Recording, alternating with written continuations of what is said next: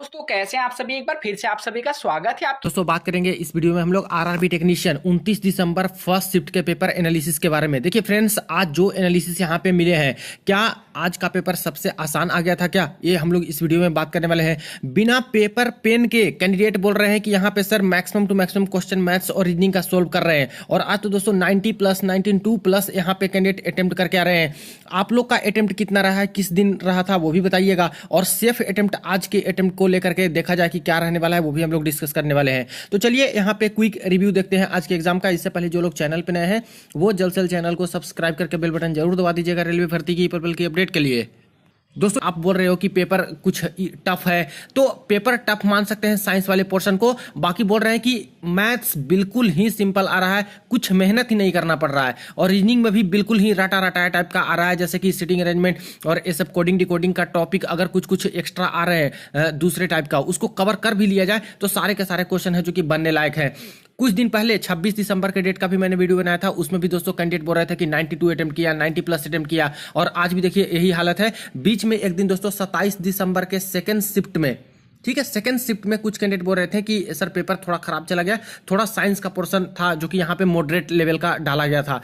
कुछ कुछ शिफ्ट का ही लग रहा है, लेकिन मैक्सिमम शिफ्ट में अभी तक देखा जाए तो जहां तक रिव्यू दे रहे हैं अंतिम समय भी दोस्तों पैटर्न नहीं बदला है। उसी तरह से क्वेश्चन वन लीनियर वाले ज्यादा प्रश्न पूछ रहे हैं और मैथ्स और रीजनिंग को बिल्कुल ही इजी टू मॉडरेट रख रहे हैं, मॉडरेट और टफ कर ही नहीं रहे हैं। ठीक है, तो पेपर का लेवल आज भी दोस्तों ईजी मान सकते हो, क्योंकि 3 कैंडिडेट ने बताया, उसके बेसिस पे मैं बता रहा हूँ। बाकी और कैंडिडेट है, किसी का पेपर अच्छा जाता है, किसी का पेपर नहीं भी जाता है। कैटेगरी वाले कैंडिडेट है जो कि कम भी अटेम्प्ट लेते हैं अपने अकॉर्डिंग। ठीक है, कुछ ट्रेड वाले भी कैंडिडेट होते हैं, जैसे आज एक कैंडिडेट थे जो कि इलेक्ट्रीशियन ट्रेड के थे। ठीक है फ्रेंड्स, इलेक्ट्रीशियन ट्रेड के। और 2 जो कैंडिडेट है वो यहाँ पे SNT वाले थे, ट्वेल्थ SNT वाले। अब SNT वाले का क्या है, मजबूरी है, इनको ज्यादा अटेम्प्ट करना ही करना है, क्योंकि इनके कट ऑफ ऑटोमेटिकली दोस्तों काफी हाई जाने वाले हैं। 1300 ही तो इनके पास पोस्ट है फ्रेंड्स, बस 1300 पोस्ट है 12th लेवल वालों के लिए। बट अगर आप लोग ट्रेड में हो तो ये लोग अगर 90+ अटेम्प्ट कर रहे हैं तो मुझे लगता है कि बहुत, या तो इनकी पढ़ाई अच्छी होगी, या फिर कह सकते हो कि कॉन्सेप्ट काफी अच्छे से क्लियर कर लिए होंगे, या फिर काफी सारे कैंडिडेट हैं जो कि तुक्के लगा रहे होंगे इतना इतना। ठीक है, बाकी देखते हैं आगे आंसर की आती है तो वो तो पोल सभी का खुलना ही खुलना है एक दिन। आंसर की में देर कितना लगेगा, पेपर समाप्त हुआ उसके बाद 5 से 6 दिन के अंदर आंसर किया जाएगा, जैसे कि हर पेपर का ये लोग दे रहे हैं। तो उस समय तो पता चल ही जाएगा कि कितना अटेम्प्ट लिए थे, क्या आपका मार्क्स है जो कि रहा, कितना घट गया और कितना यहाँ पे बना है। अटेम्प्ट मैंने आपको बता दिया। आज का अटेंडेंस की बात करें, अटेंडेंस में एक बोल रहा है कि सर मेरे हॉल में 60 कैंडिडेट थे, उसमें से करीब 32 कैंडिडेट पहुंचे थे। एक कैंडिडेट के कहने हैं कि 90 के आसपास का मेरे में कैपेसिटी था और उसमें करीब 72 कैंडिडेट यहाँ पे पहुंचे थे। और एक कैंडिडेट बोल रहे हैं कि करीब 70% के आसपास मेरे हॉल में जो है अटेंडेंस देखने को मिला है। ठीक है, ओवरऑल मान के चलते हैं वही दोस्तों की 60 से लेकर 70% के आसपास अंतिम समय में बट पेपर देने जा रहे हैं कैंडिडेट। एग्जाम के पैटर्न में कोई बदलाव नहीं, एज इट इज वही है। मैथ्स में बिल्कुल ईजी सा प्रश्न बताया जा रहा है। ये भी बोल रहे हैं कि बिना पेन पेपर उठाए भी मैक्सिमम प्रश्न है जो कि सोल्व हो जा रहे हैं। परसेंटेज, एवरेज, जो यहाँ पे ratio, proportion, time and work, ये सब का क्वेश्चन आ रहा है, उसमें ऐसे ही सोल्व कर दे रहे हैं। कुछ कैंडिडेट हैं जो कि यहाँ पे जैसे डिफिकल्ट मेंसुरेशन में कुछ क्वेश्चन है जो कि वहाँ पे पेन पेपर उठाना पड़ रहा है, आपको बनाना पड़ रहा है। ठीक है, और इसके बाद देखिए कि जो लाभ हानि वाले हैं उसमें थोड़ा सा डिफिकल्ट करते रहे एक आध क्वेश्चन में, तो वहाँ पे आपको बनाना पड़ रहा है। तो कैंडिडेट की तैयारी पे डिपेंड करता है किनको पेन पेपर उठाना है, किनको नहीं करना है। कई लोग SSC CGL का तैयारी करते हैं, अपर लेवल के एग्जाम का तैयारी करते हैं, जिनकी मैथ्स बहुत फास्ट होती है, कैलकुलेशन फास्ट होता है। तो ज़्यादातर केसेस में वो लोग 1 मिनट के अंदर अंदर पेपर सोल्व करते हैं। तो 30 सेकेंड, 15 सेकंड, 20 सेकंड में भी कई सारे क्वेश्चन सोल्व करते हैं। तो एक कैंडिडेट टू कैंडिडेट डिपेंड करता है। मैटर ये नहीं है कि पेन पेपर उठाना है नहीं उठाना है। हालांकि कैंडिडेट बता देते हैं रिव्यू में ये सारी चीजें, बट ये सब उतना जरूरी नहीं है। सबसे बात जरूरी है कि यहाँ पे आप एक्यूरेसी कितना मेंटेन करके रखते हो, कितना क्वेश्चन सोल्व करके आए हो। ठीक है, रीजनिंग में भी बोला जा रहा है कि मात्र 2 से 3 क्वेश्चन डिफिकल्ट बताया गया, टाइम टेकिंग वाले, बाकी मैक्सिमम टू मैक्सिमम करने लाए। साइंस में यहाँ पे खाली बायोलॉजी का दोस्तों बताया गया कि बायोलॉजी का थोड़ा सा पोर्शन था जो कि कंफ्यूजन क्रिएट कर रहा था ऑप्शंस में। फिजिक्स में कोई ज्यादा दिक्कत नहीं हुआ, 3 से 4 न्यूमेरिकल क्वेश्चन थे, सारे के सारे बनाए हैं कैंडिडेट। केमिस्ट्री में भी ज्यादा दिक्कत नहीं हुआ, केमिकल रिएक्शन और बाकी सारे कार्बन कंपाउंड से वही सारे प्रश्न है जो कि लगातार आ रहे हैं हर शिफ्ट में।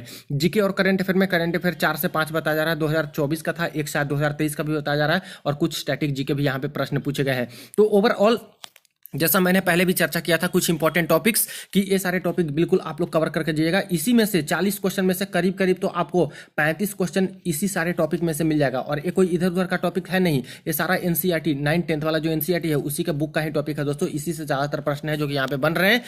और एक कैंडिडेट के बताए गए ही टॉपिक है फ्रेंड्स, जो कि 23 दिसंबर के डेट में उनका पेपर था और 93 इन्होंने अटेम्प्ट किया था दोस्तों। एसएनटी वाले कैंडिडेट थे, सारे के सारे एक क्वेश्चन भी बता रहे थे। हालांकि रेलवे के अकॉर्डिंग एनालिसिस में क्वेश्चन बताना नहीं है, तो इसीलिए क्वेश्चन मैं लिख नहीं रहा हूं, वरना दोस्तों क्वेश्चन बताना रहता तो लगभग मेरे पास जितने प्रश्न आते हैं सारे ऑथेंटिक प्रश्न लिख देता। और बहुत आसान प्रश्न है दोस्तों, ज्यादातर क्वेश्चन में साइंस वाले पोर्शन में भी कई सारे क्वेश्चन है जो कि बहुत आसान है, लेकिन कई बहुत उलझाने वाले हैं, उसके खास करके ऑप्शंस। ठीक है, कंसेप्चुअल वाले जहां पूछ रहे हैं उसको बहुत अच्छे से पहले तो क्वेश्चन आपको पढ़ना होगा दोस्तों, और ऑप्शन तीनों बहुत अच्छे से पढ़ना होगा। कई बार तीन लाइन ऐसे बना के दे रहे हैं, 1 2 3 क्वेश्चन और 3 यहाँ पे स्टेटमेंट टाइप के, तीनों को स्टेटमेंट को अच्छे से पढ़ के और क्या ऑप्शन पूछ रहा है उसको ध्यान में रखते हुए आपको यहाँ पे टिक लगाना होगा। कई बार क्वेश्चन में ऊपर नहीं पूछ रहा है और कैंडिडेट हाँ में नहीं देखे ही नहीं, भूल गए क्वेश्चन को, स्टेटमेंट को पढ़ते पढ़ते, और पूछ रहा था नहीं और हाँ वाले में टिक लगा के आ गए, तो ऐसे दिक्कत हो रही है। दो ऑप्शन कोई बहुत ही नजदीक क्लोज दिया जा रहा है, इससे कंफ्यूजन बढ़ रहा है। तो इन सब चीजों को अगर ओवरकम कर गए आप लोग, थोड़ा सा दिमाग खोल करके साइंस वाले पोर्शन को सोल्व करें, तो मुझे लगता है कि पेपर निकाल के जाइएगा। पेपर डिफिकल्ट नहीं है, बस उलझाने वाले प्रश्न ज्यादा डाल दे रहे हैं, जिससे थोड़ा सा छात्र का माइंड इधर उधर हो जाए और वहां पे गलती करें कैंडिडेट।